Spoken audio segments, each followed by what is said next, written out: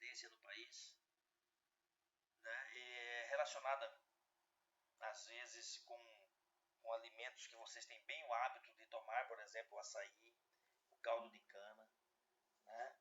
É uma doença que ela não mata muito no Brasil, né? Não mata muito no mundo, mas ele é um fator de aposentadoria. O pessoal se aposenta muito cedo, porque as alterações cardiológicas, né?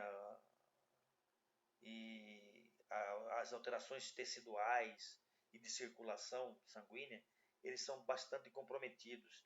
Então, é o maior índice de aposentadoria de pessoas jovens no Brasil.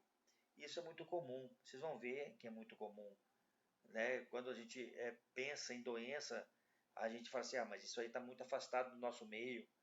Mas se você conseguir relacionar a doença com o local, com o ambiente, é muito simples. Eu não quero aqui colocar terror em nada, né, em relação a, a, a presença das chagas, né, dos parasitas do Trypanosoma cruzi no açaí, mas no início do consumo do açaí aqui, pelo menos aqui em Mato Grosso, foi um dos problemas muito graves, porque esses açaís, eles vinham de lá da região norte, eles vinham colhidos de uma forma bem rudimentar, né? Depois, com a industrialização desse açaí, a pasteurização do produto, que não tem mais problema, mas a gente tem que ficar atento com o consumo de açaí em locais onde a gente menos imagina. A gente sai daqui de Cuiabá e vai para a praia. Na praia você come de tudo, né? Parece que a gente sai daqui e vai para a praia e tudo que está lá é de boa qualidade. Na verdade não é, você tem que tomar muito cuidado com isso. Correto? Então a gente vai conhecer um pouquinho mais de doença de Chagas. Também vai ser uma aula que vai te direcionar somente para você conhecer realmente, a gente não vai aprofundar. Uma aula que era em torno de 1 hora e 20, a gente reduziu ela para 20 minutos. Então a gente vai ser o mais rápido possível. E aí, com a leitura de vocês, né, as dúvidas que forem surgindo, vocês vão entrar em contato e a gente vai tirando, tá? Ele é causado por um protozoário chamado Trypanosoma cruzi. Foi descoberto por Carlos Chagas quando ele pegou uma criança febril de 2 anos de idade, de nome Berenice, e descobriu em seu sangue aqueles mesmos protozoários encontrados nos barbeiros. Então ele retirou do barbeiro ele fazia pesquisa nos barbeiros e a mesma forma que tinha no barbeiro encontraram nessa menina de 2 anos chamado Berenice. Nossa, mas Berenice morreu? Morreu, Berenice morreu. Mas Berenice morreu com 70 e poucos anos, tá? Mas não foi, a morte dela não foi por doença de Chagas, foi por um outro processo, tá bom? Outro tipo de doença. Então, por aí você tem uma noção de que ele não mata muito, mas ele acaba comprometendo bastante o paciente. Não mata se a ingestão ou a contaminação em você for pouca, né? Já teve alguns casos de pacientes que quase vieram a óbito devido a uma contaminação generalizada no consumo de açaí, onde existiam muitas formas tripomastigotas e a reação imunológica dela, frente a essa carga parasitária foi muito grande. Tá? Pode acontecer? Pode, mas é raro. Tá? Nós vamos ver aqui algumas formas do parasita. Tá? A primeira forma que eu quero apresentar para vocês são formas amastigotas.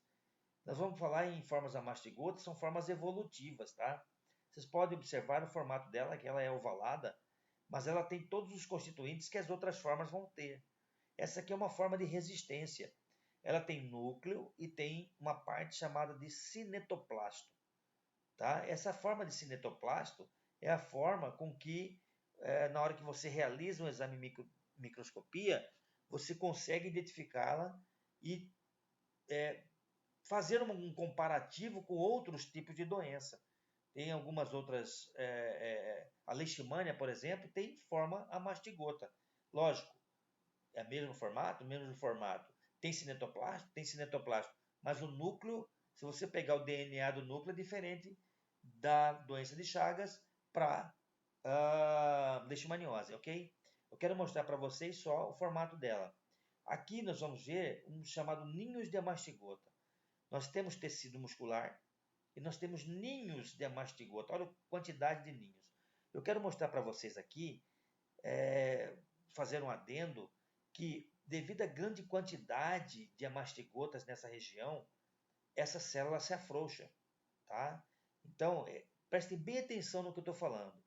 Onde forma ninhos de mastigotas, as células se afrouxam, certo? Isso aí vai explicar as patogenias, vai explicar o porquê que o coração fica grande, vai explicar porquê um megacólon, ocorre um megacólon, um megaesôfago, ok? Então, é um afrouxamento tecidual. Isso é uma característica da doença de Chagas. Quem é paciente chagásico, ele tem os vasos sanguíneos comprometidos devido ao afrouxamento desses vasos sanguíneos. Consequentemente, esse sangue demora muito mais para fazer o retorno venoso.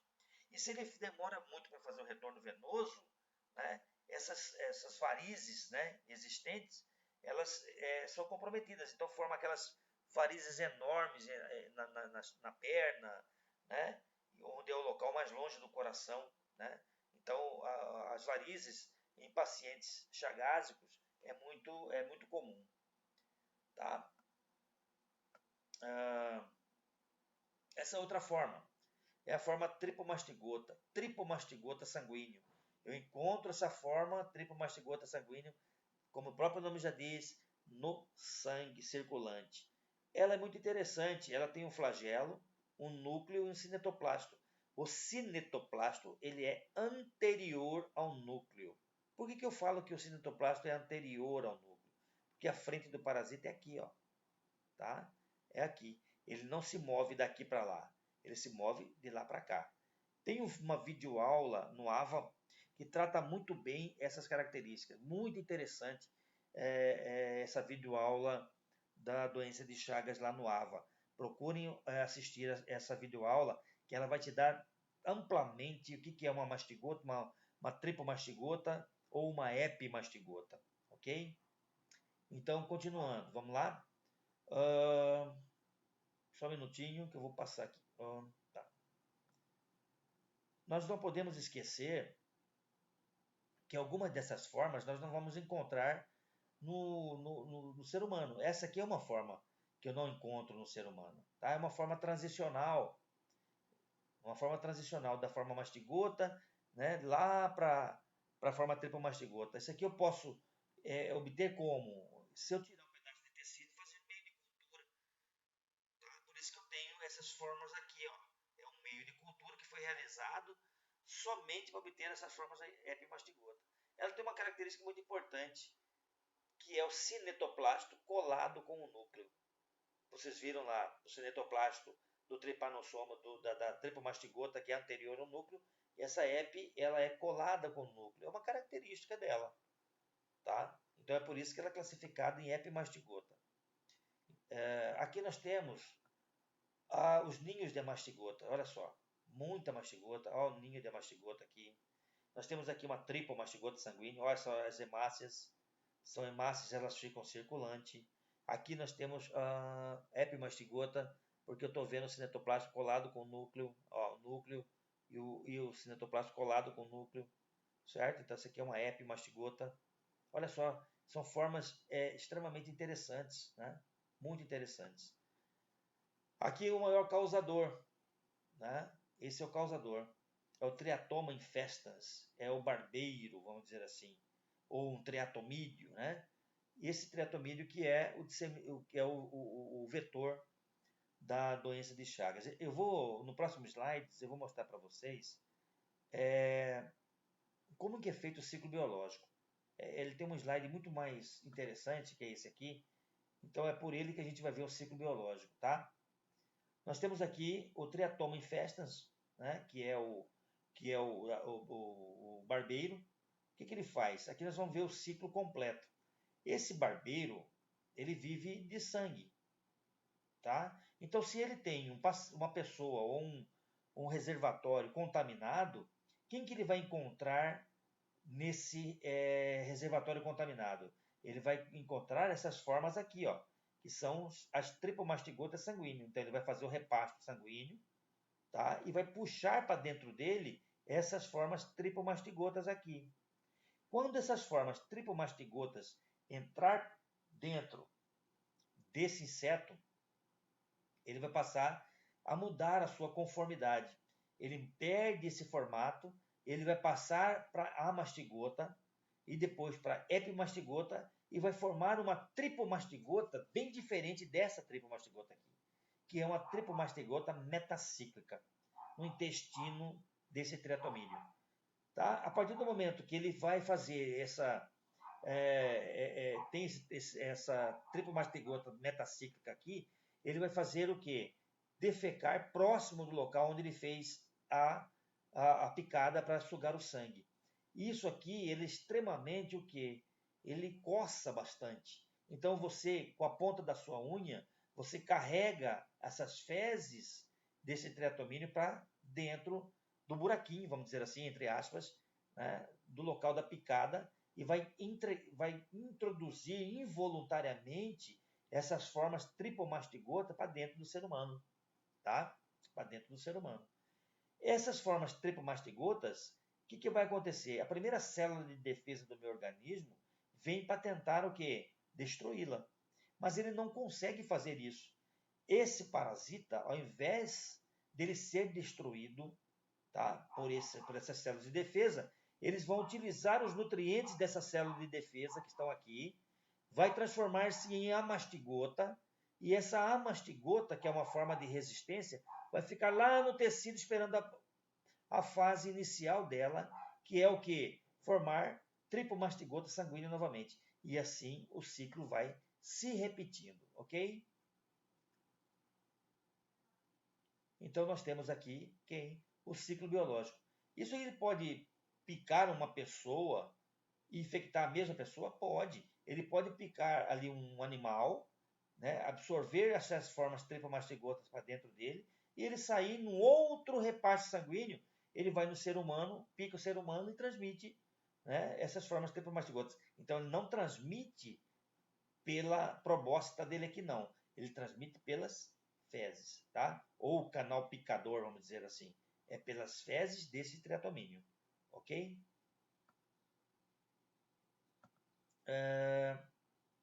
Aqui a transmissão pode ser transfusional, pacientes que são portadores de Chagas e fazem uma transfusão sanguínea, pode ser congênita, tá? Ela pode ser a transmissão secundária, oral, ingestão de alimentos, que eu acabei de falar para vocês, do caldo de cana, do açaí, outros tipos de material, de alimentos, desculpe. Transplante de órgãos, o órgão contaminado passando de uma pessoa para outra. Pode ser acidentalmente em laboratório, já houve vários casos de pesquisadores que se acidentaram com as fezes desse triatomínio, ok? Aqui nós temos o ciclo biológico que vocês já viram anteriormente, mas vocês podem praticar nesse ciclo biológico, conhecer um pouquinho mais. Olha só os reservatórios, né? Todos os reservatórios que vocês conhecem aí, tatu, gambá, rato. Aqui são diagnóstico clínico de fase aguda e fase crônica. A fase aguda, existem alguns sinais que podem acontecer, que a gente vai ver daqui a pouco no próximo slide. Na fase crônica, são as alterações digestivas e cardíacas que elas podem causar. Geralmente a maioria delas é cardíaca, mas pode, em uma fase mais avançada, formar também alterações digestivas, correto? Tem a fase assintomática, que corresponde a mais de 50% dos casos. A pessoa não sabe que tem, né? Não sabe que tem. Com o tempo ele vai descobrir, através de outros... Opa, desculpe aqui. Opa. Isso acontece, tá? Acontece. Isso acontece. Bom, depois eu arrumo isso aqui. Tá? Então, pode acontecer de a pessoa ter e não ter conseguido, não se sabe, não descobriu o que tem. Aqui ele traz para mim várias alterações, seja ela cardíacas e digestivas. Aqui está em proporção Nós estamos vendo aqui o maior, que é a cardiopatia, né? A maior alteração que tem é no coração, certo? O que faz com que o paciente torne-se um cardiopata, tá? E aí ele acaba sendo excluído do meio de trabalho porque ele começa a desenvolver problemas cardíacos. Aqui o coração inchado, né, por uma insuficiência cardíaca congestiva. Olha só a diferença de um coração normal para um coração chagásico. É bem diferente mesmo. Ele chega até elevar o tórax. Aqui é um tórax aberto, tá? Ó, a teta, né? Aqui é um tórax aberto. Olha o tamanho do coração, né? Então, o paciente veio a óbito, tá? Aqui é o megaesôfago, a forma digestiva, que é o megaesôfago e megacólon. Vocês vão ouvir falar bastante em megaesôfago e megacólon, tá? É raro, mas pode acontecer. Aqui nós temos também o megaesôfago. Aqui o megacólon, o intestino, tá? Grandes. Aqui prova aquilo que eu falei anteriormente, que devido àquelas formas amastigotas estarem entre os tecidos, elas afrouxam ela. E ela fica extremamente sensível e facilmente distendível, entendeu? Ela se distende aí, tá? Aqui são as formas existentes, o diagnóstico laboratorial dela. Geralmente a gente faz, olha o que vocês aprenderam na aula, né? Que é uma gota espessa ou distensão sanguínea, né? Você pode fazer por gota espessa ou distensão. E a gente vai procurar essas formas aqui, ó, tá? Isso aqui acontece às vezes de você estar fazendo um hemograma do paciente e você nem sabe que esse paciente é chagásico e você encontra uma forma dessa aqui, tá? Então é emocionante você ver isso em pesquisa laboratorial, que você está fazendo uma coisa e descobre outra. É muito interessante isso. Eu tenho que procurar essas formas aqui, tá? Eu posso fazer uma cultura de sangue, posso fazer uma cultura de biópsia. Isso aqui é mais a nível de pesquisa, né? A nível de pesquisa, em laboratórios de pesquisa, tá? Laboratórios de análises clínicas fazem isso aqui, ó, que são os métodos imunológicos. Todos eles com maior, todos eles têm uma sensibilidade muito grande. Então, qualquer uma desses aqui, eles podem dar positividade, pode dar um direcionamento para o médico, tá? Por isso que quando tem concurso público e você vai fazer as provas e depois você passa, você faz uma bateria de exames, né? E o Chagas é dos exames que são solicitados para ver se você não tem doença pré-existente, tá? Que mais? Isso aqui não interessa muito não. Os casos clônicos são de notificação. Tudo isso aqui são de notificação compulsória. Ou seja, se você estiver fazendo a pesquisa e você descobrir que o paciente tem Chagas, você tem que fazer o que?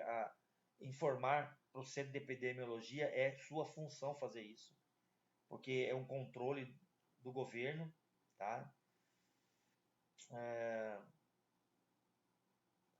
Os medicamentos que nós utilizamos que são extremamente eficazes é o benzonidazol e o nifurtimox. Na fase aguda é muito simples você destruir todas as formas tripomastigotas sanguíneas, mas na fase crônica ela é um pouco mais resistente, tá? Ela é um pouco mais resistente, então você tem que, quando ela se manifesta, às vezes ela já está numa fase extremamente evoluída e você não consegue reverter mais através de medicamento. Ele tem uma ação grande quando você descobre que o paciente e que não tem ainda comprometimento de tecido, aí a ação dela é bem mais fácil, certo? E assim a gente vai encerrando esse direcionamento de vocês ao estudo de doença de Chagas, ok? Bons estudos. Qualquer dúvida, estou à disposição. Você sabe como me encontram e sabe como proceder em caso de dúvidas, ok? Agradeço, grande abraço a todos e se cuidem.